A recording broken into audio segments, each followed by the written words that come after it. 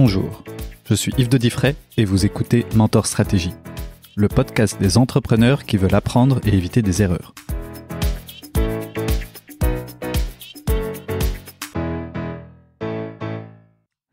Bonjour Simon-Pierre Bruls. Bonjour Yves. Donc comme d'habitude, je fais un petit récapitulatif de ton parcours et puis après on se lance. Donc tu as fait des études en marketing et puis après avec un complément à Solvay. Tu t'es très vite lancé en fait dans le jeu de l'entrepreneuriat dès la sortie de tes premières études avec une start-up qui s'appelait à l'époque Articado, un e-commerce de produits artisanaux de luxe. Et c'est une aventure qui a pivoté, on en reparlera probablement, il y a une dizaine d'années, justement vers une boîte connue maintenant qui s'appelle Universem, et qui est une agence digitale spécialisée dans le conseil marketing et aussi plus précisément dans l'acquisition et la conversion de clients sur Internet. Ça va ? Tout à fait. C'est aussi, je le précise, c'est un des poids lourds du secteur en Belgique, avec une trentaine de collaborateurs et un statut bien reconnu, notamment avec Google ou d'autres annonceurs. Et depuis un an, donc tu restes impliqué dans Universem, mais tu aimes les défis, tu aimes entreprendre et t'auto-challenger. Et donc tu concentres ton temps sur une autre activité qui s'appelle Ariane Consulting. C'est ça ? C'est bien ça. Ok. Et qui a pour but de booster le marketing et la stratégie des entreprises, notamment dans le monde digital, et principalement en in-house, c'est-à-dire en détachant des experts au sein des équipes des clients. C'est ça ? Oui, on y reviendra, j'expliquerai tout ça en détail. Précisément. Et en parallèle, tu es administrateur de différentes choses ou structures, et par exemple la Chambre du commerce et de l'industrie Liège, Verviers, Namur. Tout à fait. Eh bien, déjà, c'est déjà intéressant rien que de citer tout ça. Peut-être pour commencer, par la base en fait, je suppose que quand tu étais petit, tu rêvais pas forcément d'être expert en marketing digital. Je sais même pas si ça existait à l'époque. Alors non, je pense que ça n'existait pas du tout, ou alors il fallait être vraiment devin pour savoir ce qui allait se passer. Non, en fait, depuis que je suis tout petit, j'ai toujours été attiré par l'entrepreneuriat indirectement. J'ai toujours cette faculté d'aller vendre facilement des idées, en tout cas, ou d'emmener avec moi un groupe d'amis ou mes frères et sœurs dans des aventures diverses et variées.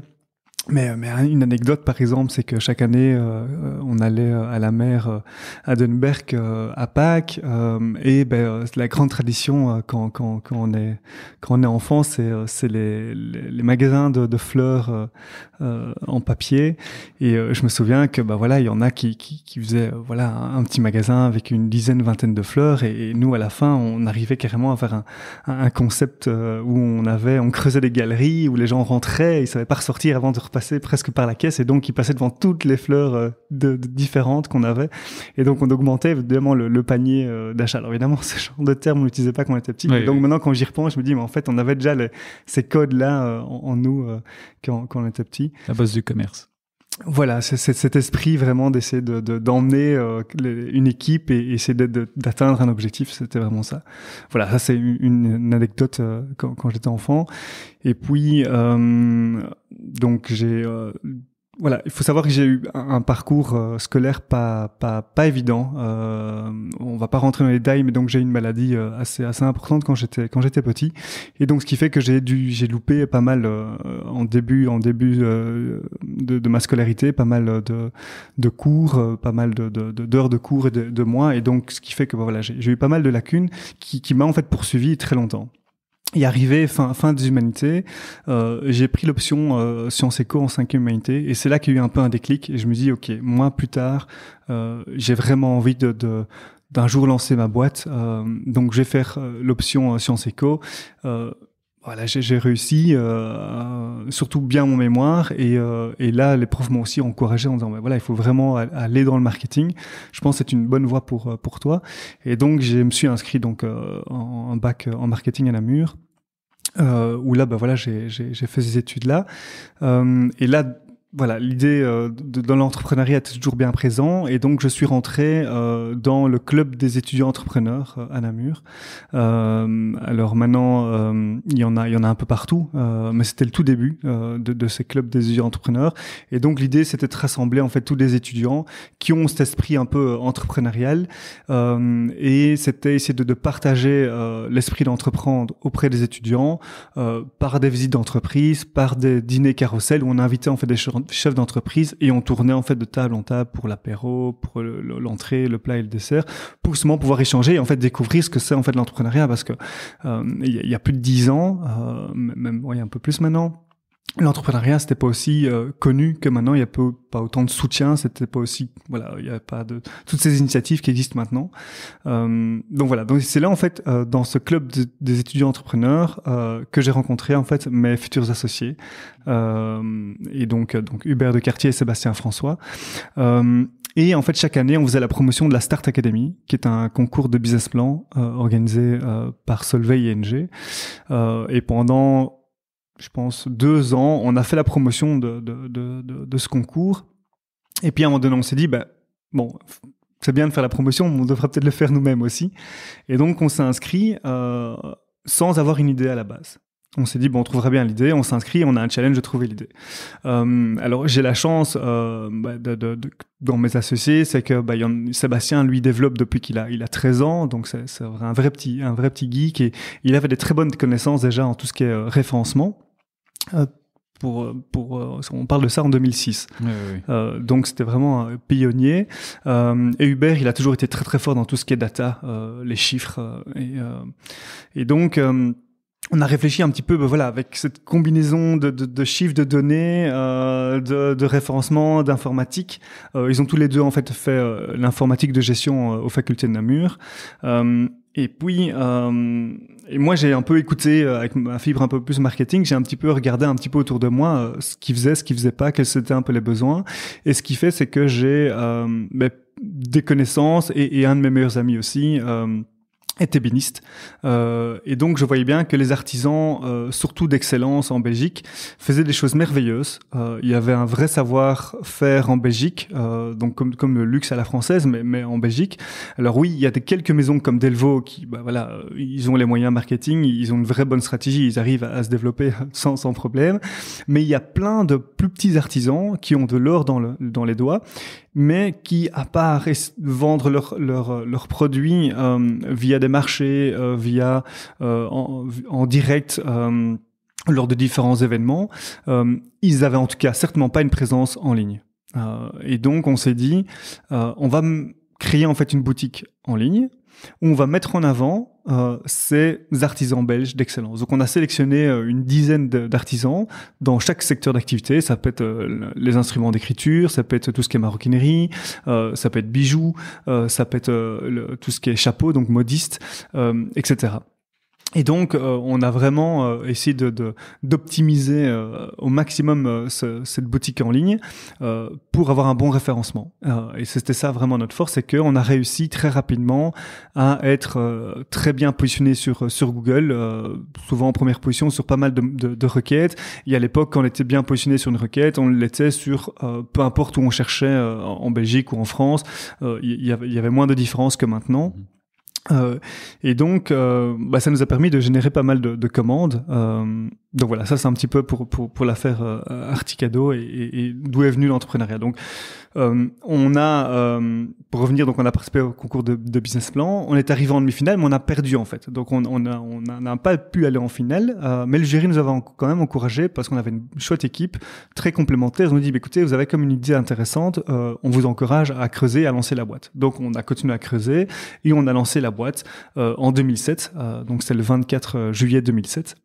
On est passé chez le notaire, donc j'avais 24 ans, mes associés avaient 22 ans, donc eux étaient vraiment encore en plein dans les études. Moi, je terminais en fait ma dernière année, et j'ai été engagé dans une PME qui faisait la gestion de parcs d'imprimants, donc tout autre secteur. Mais donc voilà, pendant 2 ans et demi, j'ai été employé et je gérais avec mes associés Articado.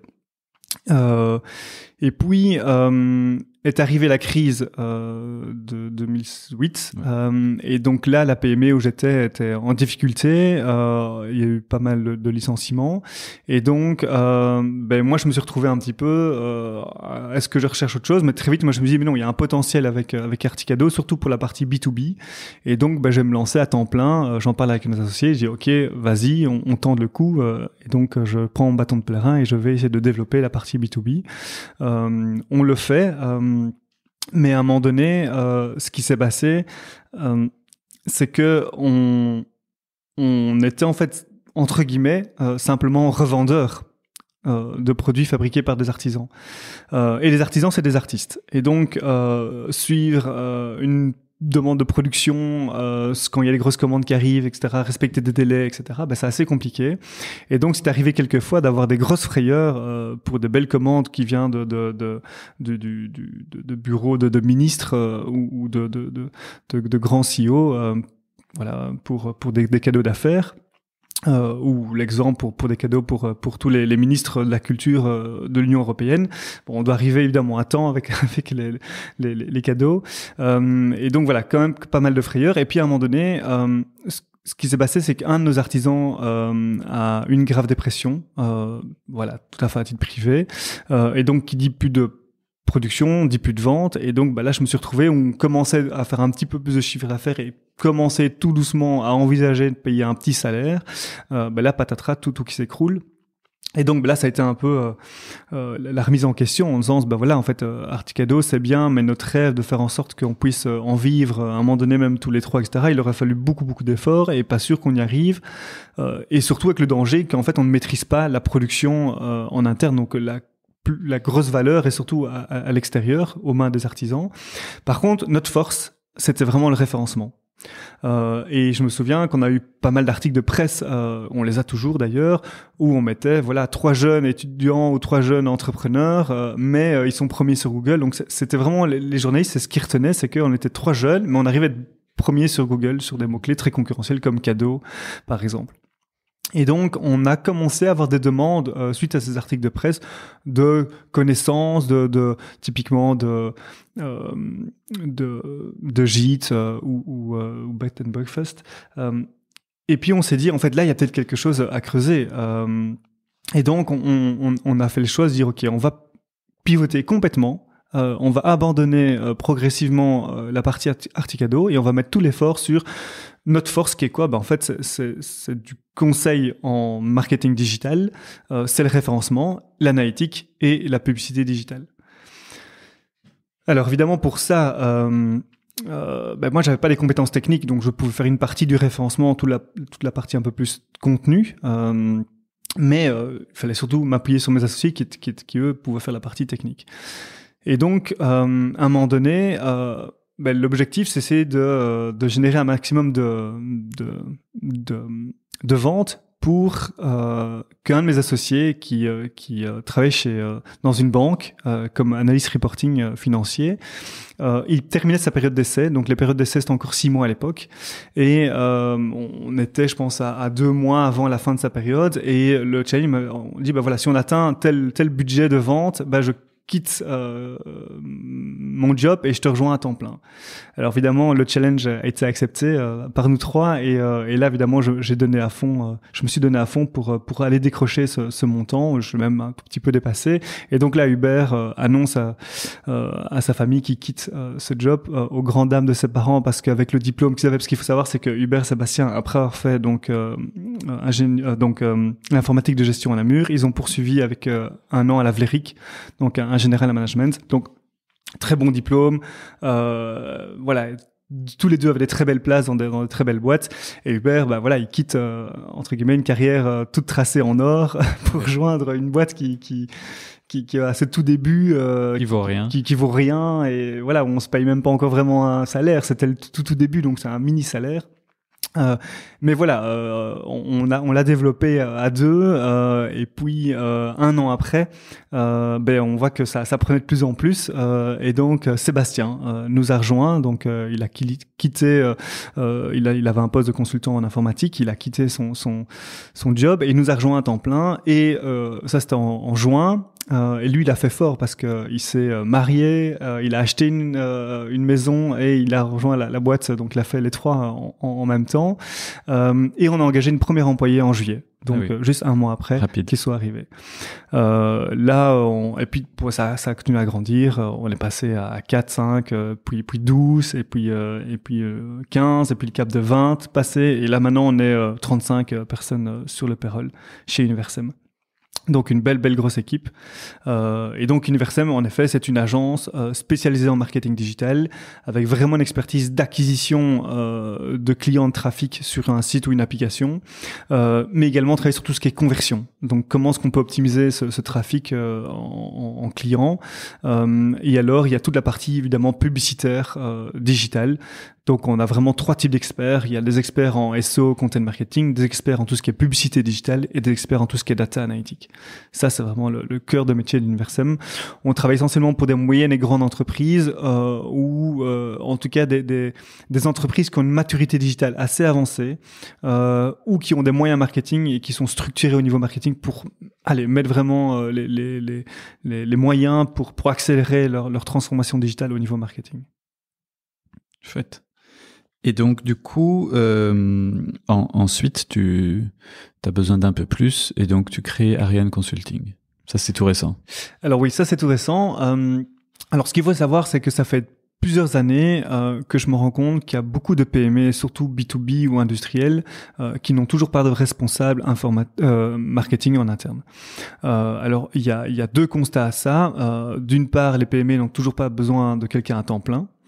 Et d'autre part, elles n'ont pas les moyens financiers pour engager quelqu'un qui a plus de 10 ans d'expérience en marketing et marketing digital, à temps plein. L'autre constat aussi, c'est que quand on est une agence et qu'on veut mener un projet, si on n'a pas quelqu'un en interne qui va driver le projet, donc s'il n'y a pas quelqu'un qui est déjà responsable du marketing en interne dans la PME, eh ben les projets ne vont pas jusqu'au bout de ce qu'on souhaite à la base. Et donc, j'avais testé il y a plusieurs années en mettant en disposition un consultant de chez Universem dans certaines PME, mais c'est des profils mono-expertise chez Universem, et donc ça ne convenait pas. Et donc voilà, cette idée restait dans le coin de ma tête. Et puis est arrivé le confinement. Et comme avec mes associés chez Universem, on est vraiment très complémentaires. Ça, c'est vraiment la grande force. Et donc, on a à chaque fois bien réparti les responsabilités. Et moi, j'avais surtout une responsabilité de visibilité, d'être ambassadeur en fait de la société pour justement tout ce qui est business développement au sens large. Arrive le confinement. Évidemment, une bonne partie de mon boulot, évidemment, est fameusement diminué, donc j'avais beaucoup plus de temps. Et donc, cette idée est revenue dans le sens que il y a beaucoup de demandes de PME au niveau marketing et marketing digital, surtout aussi, et qu'on ne pouvait plus y répondre avec Universem parce que Universem, on gère essentiellement des plus gros projets, et donc on ne pouvait pas répondre. Et on ne pouvait pas répondre non plus à des besoins marketing tout court, parce que Universem, c'est que marketing digital. Et donc, je me suis dit, OK, mais comment est-ce que je peux faire pour répondre à cette problématique des PME? Et donc, c'est là qu'est arrivée l'idée d'Ariane Consulting. Et donc, Ariane Consulting, c'est un cabinet conseil qui met à disposition des talents de plus de 10 ans d'expérience en marketing et marketing digital in-house à temps partiel. Donc, l'idée, c'est qu'on vient vraiment s'intégrer dans l'entreprise et on joue ce rôle de responsable marketing pour justement mettre en place la stratégie et surtout l'opérationnel, donc tout ce qui est tactique opérationnelle. Parce qu'une PME a surtout besoin d'avoir des résultats, de mettre en place des actions et pas uniquement réfléchir pendant des mois et des mois et des mois de la stratégie. Et donc voilà, ça c'est vraiment le besoin qui était identifié, et la réponse, c'est mettre un talent en interne dans la PME, quelques jours par mois, pour justement développer tout ce marketing et ce marketing digital. À l'instant, tu disais que tu étais ambassadeur, entre guillemets, d'Universem. Et c'est vrai qu'on s'est souvent croisés à différents événements. Est-ce que déjà tu trouves que c'est important cet aspect relationnel pour toi, et par ailleurs, est-ce que tu trouves que cela a aidé tes différentes boîtes? Alors clairement, clairement une de mes forces, c'est mon réseau et je l'ai travaillé en fait depuis que je suis arrivé aux études supérieures. Donc en commençant par le club des étudiants entrepreneurs et puis après différents cercles d'affaires, mais également la chambre de commerce. Et donc j'ai élargi mon réseau et clairement ça a été un des facteurs clés de succès. D'une part, c'est la qualité de notre travail, la qualité de mes collègues, la qualité de la bonne gestion avec mes associés, et donc le bouche à oreille qui a commencé à prendre de l'ampleur, la qualité des cases, etc. aussi, mais aussi la visibilité et le faire savoir, parce que c'est bien d'avoir tout ça, mais si on le fait pas savoir, les gens ne sont pas au courant. Et donc le fait d'aller donner beaucoup de conférences, d'être présent et faire beaucoup de networking, essayer de jouer vraiment ce rôle d'ambassadeur sur la partie marketing digital, ça a permis évidemment de positionner aussi Universum comme un pionnier et un leader sur son secteur. Et donc ça on va dire que c'est une des clés du marketing peut-être, et ce qui est étonnant parce qu'en fait pour une agence de marketing digital ça passe par le physique, mais du coup je suppose qu'il y a aussi du digital pour vous-même. Oui, donc en effet, le networking et le réseau ne fait pas tout. On n'a pas eu que des clients via ça. C'est un mix de combinaisons. Donc d'une part, le bouche à oreille s'est amplifié de plus en plus de par la qualité du travail fourni par mes collègues et par toute l'équipe, par les cases qu'on a pu développer aussi au fur et à mesure. Et évidemment, on a investi beaucoup dans notre propre marketing digital. Donc, on était très bien référencé sur Google. Et puis, on a fait aussi des très bonnes campagnes sur Google Ads, mais également sur LinkedIn. Et donc, au début, on générait peut-être essentiellement des leads via notre référencement, donc via notre site internet et via le réseau. Et puis, au fur et à mesure, ça s'est rééquilibré. Maintenant, on a essentiellement du bouche à oreille, des recommandations. Il y a encore évidemment le site internet continue à générer évidemment des leads et les réseaux continuent à en faire un petit peu. Mais évidemment, cette proportion a diminué. Maintenant, je dirais plus de 50% des leads viennent via des recommandations et du bouche à oreille. Ça s'inverse. Et si on parle de marketing digital, il y a des grands mots qu'on entend souvent, des SEO, SEA, churn, toutes ces choses-là qui semblent un peu un langage abscon pour ceux qui connaissent pas. Est-ce que tu pourrais me définir les grands principes clés, et par exemple si on parle de SEO, à quoi il faut faire attention, enfin voilà, juste essayer de débroussailler un peu cette approche. Ok, donc en fait le SEO c'est Search Engine Optimization, donc le référencement naturel. L'idée c'est d'essayer d'optimiser le site internet pour qu'il soit présent le plus possible dans les moteurs de recherche et le plus haut possible, donc essentiellement en première page de naturellement. Google. Voilà, soit sur Google, sur d'autres moteurs de recherche qui existent. Donc voilà, c'est vraiment une optimisation du site, une optimisation technique, une optimisation du contenu et de la popularité. Donc c'est vraiment les trois branches d'optimisation pour essayer de faire en sorte que le site soit le plus visible possible sur les différents moteurs de recherche. Et alors les autres, SEA Alors le SEA, c'est Search Engine Advertising. Donc là en fait c'est la publicité. L'idée c'est que on paye pour que quelqu'un clique sur notre lien. Donc l'idée c'est que c'est du référencement payant. Donc on va être visible sur certains mots-clés, sur certains pays. Donc là on a plein de critères qu'on peut décider. Et l'idée c'est quand quelqu'un va faire une requête sur Google, on va avoir des liens sponsorisés.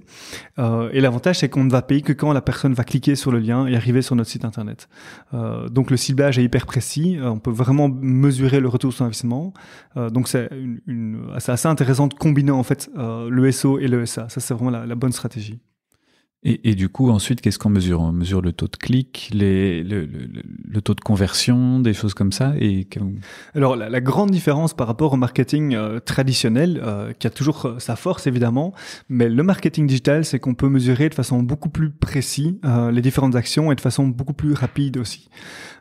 Donc, si maintenant on met en place une campagne, par exemple sur LinkedIn, on va pouvoir mesurer combien de personnes auront vu notre publicité. Donc ça c'est les impressions. Combien de personnes auront cliqué sur la publicité, donc quel est le taux de clic sur notre publicité. Donc sur 100 personnes qui voient notre publicité, combien de personnes ont cliqué sur la publicité. Et puis après on va pouvoir voir, ok, on les a envoyés par exemple sur une landing page de notre site internet, donc sur une page bien spécifique du service en question. Et là, on va pouvoir mesurer est-ce que les personnes sont restées sur le site, est-ce qu'ils ont lu jusqu'au bout, donc est-ce qu'ils ont scrollé jusqu'en bas de la page, est-ce qu'ils ont cliqué sur des boutons d'action, donc appelez-nous, contactez-nous, en savoir plus. Donc tout ça, on peut mesurer potentiellement. Et on peut aussi, évidemment, l'objectif, c'est de mesurer ce que les gens nous ont contacté. Et puis après, si on a un ERP ou un CRM, on peut après mesurer est-ce qu'on a remis un devis. Et puis après, sur le nombre de devis qu'on a fait, combien sont devenus clients. Et donc, on peut remonter après pour savoir, OK, mais si je veux avoir 3 clients, combien de personnes je dois toucher en amont pour avoir ces 3 clients. Et donc, 1 euro investi en pub m'a rapporté combien? Voilà, tout à fait. Et est-ce qu'il y a des bonnes pratiques que tu donnerais? Il y a beaucoup de bonnes pratiques. Une des bonnes pratiques, si on reste vraiment dans le côté marketing digital, c'est tout ce qui est content marketing. Surtout dans le B2B, ce qui est important, c'est de se positionner comme expert. Et pour se positionner comme expert, en digital, il faut avoir du bon contenu qui répond aux différentes problématiques et questions que vos prospects et vos clients se posent. Donc, il y a tout un travail de réflexion à faire. Travailler sur les buyer personas, sur le positionnement de la boîte, etc. Mais une fois que tout ce travail un peu stratégique est fait, il faut vraiment essayer de créer du contenu et puis le distribuer. Et c'est là qu'on va justement utiliser du référencement naturel pour essayer de générer du trafic. On va publier évidemment ces contenus sur les réseaux sociaux. Et l'idée, en fait, c'est vraiment que le site internet soit le centre de toute la stratégie marketing de l'entreprise et qu'on essaie de ramener un maximum de monde sur le site internet. Pourquoi ? Parce qu'à partir de là, on peut créer des audiences, on peut lancer du remarketing, on peut beaucoup mieux mesurer nos actions marketing et voir un peu l'impact de chaque type de contenu, de chaque action marketing. Si on participe à un salon, on peut mesurer est-ce qu'il y a eu une augmentation de personnes qui ont recherché le nom de la marque, est-ce qu'ils sont venus sur le site en tapant le nom de la marque, etc. Et donc, c'est plutôt du contenu écrit? Alors, c'est pas que du contenu écrit. La grande force maintenant, c'est qu'il y a plein de types de contenus et les algorithmes deviennent de plus en plus intelligents et donc peuvent maintenant de plus en plus décrire et décrypter en fait ces types de contenus. Donc, on a évidemment tout ce qui est contenu écrit. On a tout ce qui est vidéo, qui est clairement un format qui est le plus utilisé, le plus consommé dans le monde depuis 2020. Ce n'est pas pour ça que les autres contenus, les autres formats sont en diminution. C'est juste qu'il y a de plus en plus de temps d'écoute, de plus en plus de temps d'attention auprès des consommateurs et que, proportion fait que la vidéo est quand même un format qui fonctionne très très bien. Ensuite, on a tout ce qui est podcast. Ça, c'est un format qui monte très très fort depuis 2 ans. Derrière tout ça, en fait, c'est toute l'évolution du comportement humain.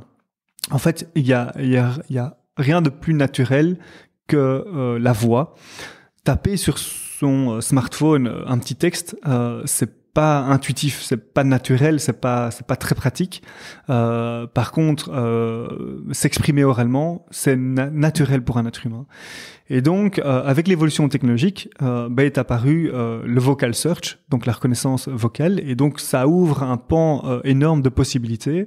Et donc, déjà écouter des podcasts, c'est plus naturel, on peut le faire en faisant d'autres choses facilement, mais également pour faire des recherches sur Google, par exemple, on peut directement le faire à la voix au lieu de taper sa question ou sa requête avec son petit clavier. Et tu disais que tes clients sont principalement des grandes entreprises ou moyennes entreprises. Est-ce qu'une start-up qui se lance, c'est aussi intéressant de faire attention à tous ces aspects-là ou qui se concentrent d'abord sur leurs produits? Alors, ici, je vais reprendre la casquette de fondateur d'Ariane Consulting. Alors, qui est notre cœur de cible. Donc, notre cœur de cible pour Ariane Consulting, c'est vraiment les PME de 10 à 250 personnes, essentiellement B2B et industriel. Et on a quelques startups aussi. Je pense que justement, une PME ou une startup doit se concentrer sur, pour moi, 2 choses. Un, c'est vraiment le positionnement sur le marché. Et par rapport au produit et à son service, quel positionnement je veux avoir qui soit très clair. Vaut mieux viser à un moment donné une niche que vouloir tout faire trop rapidement. Sinon, on est noyé dans la masse. On n'arrive pas à se différencier des concurrents. Et la deuxième chose, c'est vraiment travailler sur son marketing. Le plus vite possible, investir dans le marketing, ça va avoir des résultats sur le moyen long terme. De toute façon. Si on a un bon positionnement, on a un bon produit, le marketing apportera d'office du retour sur investissement sur le moyen long terme.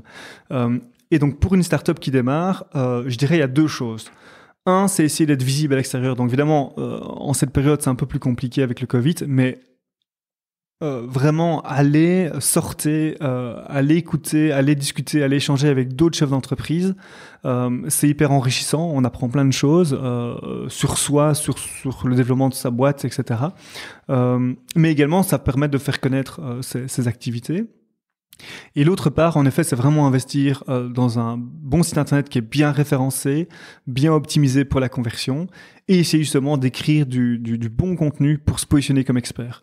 Alors ça peut être du contenu, ça peut être des articles de blog, ça peut être des white papers, ça peut être des cases, ça peut être des podcasts, ça peut être de la vidéo, ça à réfléchir en fonction des moyens humains et financiers que l'on a. Mais en tout cas, je pense que si on investit dans ces deux aspects-là du marketing, d'un côté vraiment tout ce qui est visibilité extérieure, donc je dirais essentiellement networking, des conférences, des salons éventuellement, et l'autre part vraiment du marketing digital, mais porté sur base, enfin en tout cas la base de ce marketing digital doit être vraiment le contenu. Par contre, si on est pour ceux qui nous écoutent, qui sont plutôt dans le B2C et l'e-commerce par exemple, là clairement avoir un très bon site bien optimisé pour la conversion et l'expérience utilisateur, ça c'est vraiment l'essentiel. Et puis après investir un maximum dans des bonnes campagnes bien ciblées. Si on a un bon produit, un bon positionnement de nouveau, ça change pas. À ce moment-là, c'est vraiment il faut driver du trafic sur son site et pour ça, ça passe par des campagnes et un bon référencement. Ok. Et dans tout ça, bon, toi, tu es très actif, on va dire ça comme ça. Ça veut dire qu'il faut réussir à s'organiser pour tout faire. Et est-ce que tu aurais des tips justement pour réussir à t'organiser et à garder quand même au moins un semblant d'équilibre personnel, réussir à tout faire, mais réussir à le faire bien aussi? Alors c'est sûr que ça a changé ces dernières années. Au tout début, déjà, j'étais pas marié, j'avais pas d'enfant. Donc j'avais vraiment énormément de temps pour me consacrer à notre bébé qui était Universem à l'époque, enfin Articado puis Universem à l'époque. Et donc c'est sûr que là on travaillait, on comptait pas ses heures, on travaillait énormément, le week-end compris. Et ça a duré pendant très très très longtemps. Et depuis quelques années, avec la boîte qui a grandi, avec les responsabilités, on a pu justement avoir un peu plus d'équilibre vie privée, vie professionnelle, parce que c'était important pour nous trois. Et donc aussi pour nos collaborateurs. Et donc voilà, on a pu un peu diminuer cette charge de travail en déléguant aux bonnes personnes et en répartissant justement la charge de travail, en prioritisant aussi les actions. Ça sert à rien de se mettre trop de pression tout le temps non plus. Comment tu priorises? Alors, ce que je fais maintenant, je regarde vraiment qu'est-ce qui est en fait important et urgent. Ça, c'est ce que je dois vraiment faire dans la journée. Ce qui est important et pas urgent, je le planifie dans mon agenda.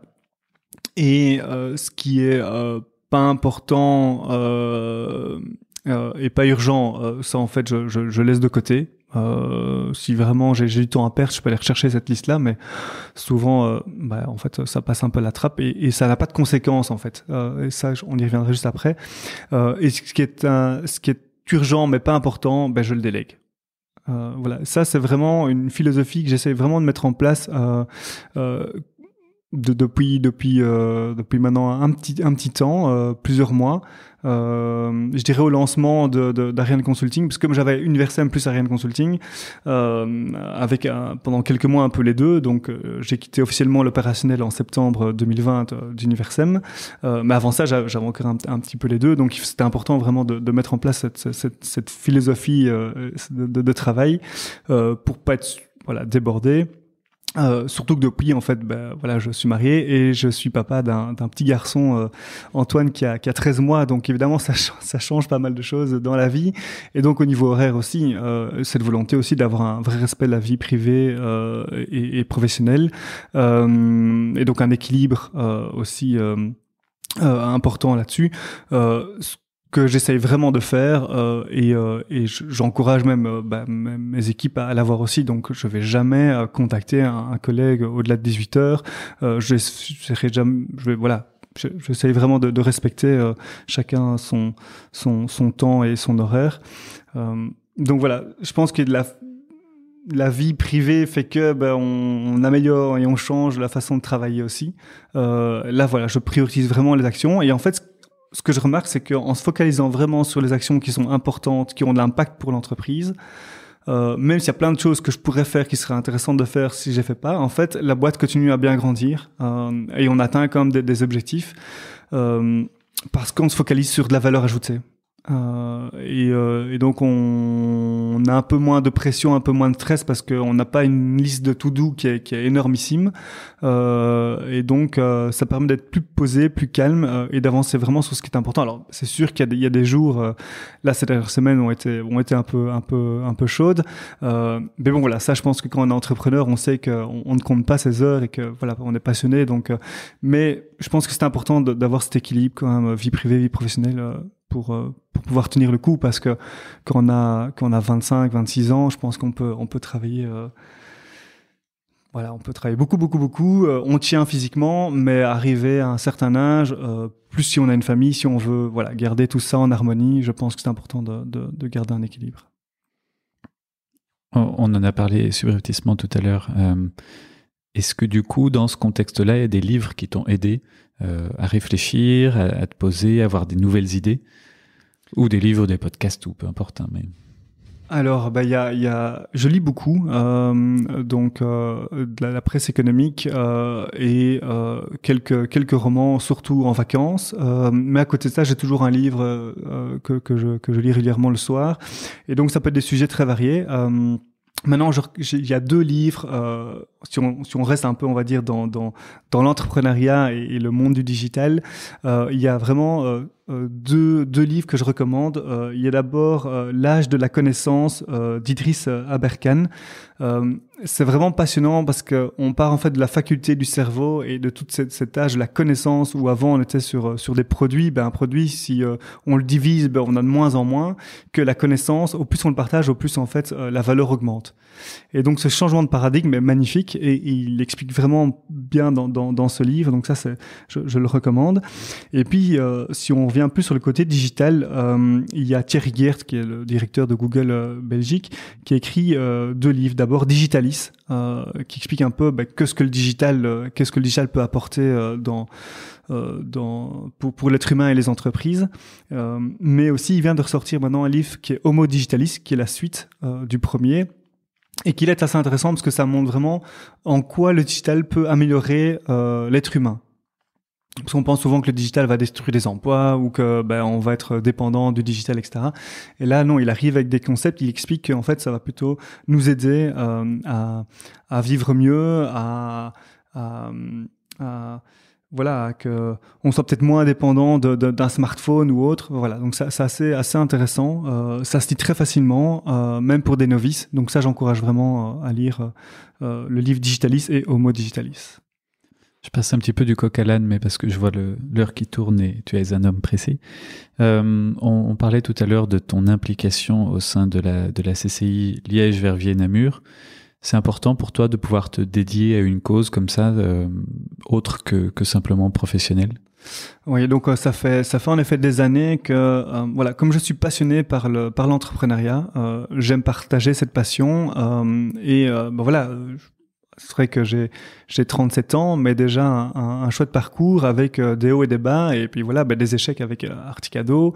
Et donc, j'ai envie en effet de partager et d'essayer de faire en sorte que notre pays, la Belgique, et ainsi que les régions puissent se développer, que les entreprises puissent se développer. On a énormément de pépites, en fait, surtout en Belgique francophone.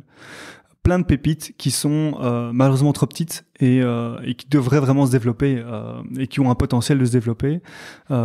Et donc, si on peut essayer d'encourager ces entreprises à se développer, à créer plus d'emplois aussi, ça arrangera tout le monde en fait, et tout le monde il sera gagnant.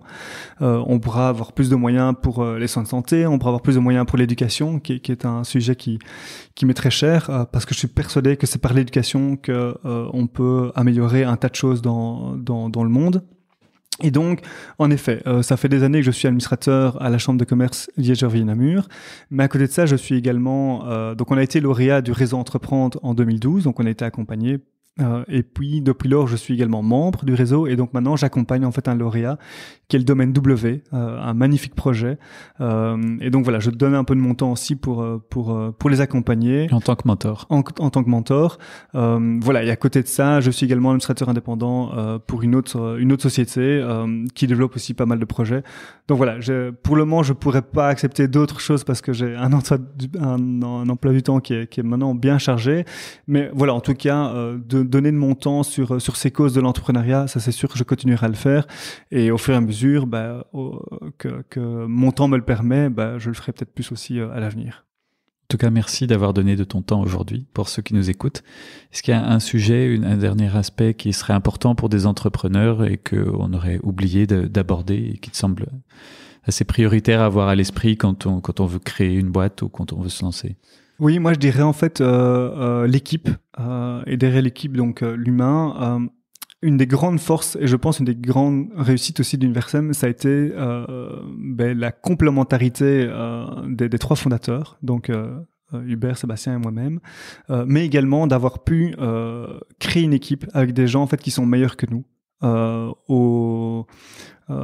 à la bonne place en fait. Donc on a recruté à un moment donné un talent manager pour tout ce qui est HR, on a recruté un marketing manager, on a recruté des team leaders qui avaient vraiment l'expérience de gérer des équipes et de gérer des gros projets dans des grosses boîtes. Nous on n'avait pas cette expérience-là, donc on a vraiment été chercher des gens qui sont meilleurs que nous. Et ça vraiment, je le vois ici avec Ariane Consulting. J'ai fait pareil. J'ai une idée, j'ai un concept, je peux accompagner les entreprises et leur montrer que c'est important et leur expliquer pourquoi c'est important d'investir dans le marketing et le marketing digital. Mais à un moment donné, je sais pas tout faire moi-même. Il y a des choses que je ne sais pas faire ou je fais mal. Et donc, j'engage des gens qui sont meilleurs que moi et qui sont très complémentaires aussi à mes forces. Et je pense que ça, c'est une des clés du succès d'une entreprise. C'est d'avoir des bons talents en interne, d'avoir des gens qui sont complémentaires et de créer un vrai esprit d'équipe. Et ça, je pense que c'est déjà une bonne base pour réussir. Merci beaucoup et à bientôt. Merci. Pour soutenir l'initiative et pour continuer à entendre plus d'interviews, s'il vous plaît, partagez ce podcast et mettez-lui 5 étoiles. Cela me permet de continuer à enregistrer et diffuser cette sagesse collective. Merci d'être toujours plus nombreux à vous abonner et à bientôt sur Mentor Stratégie.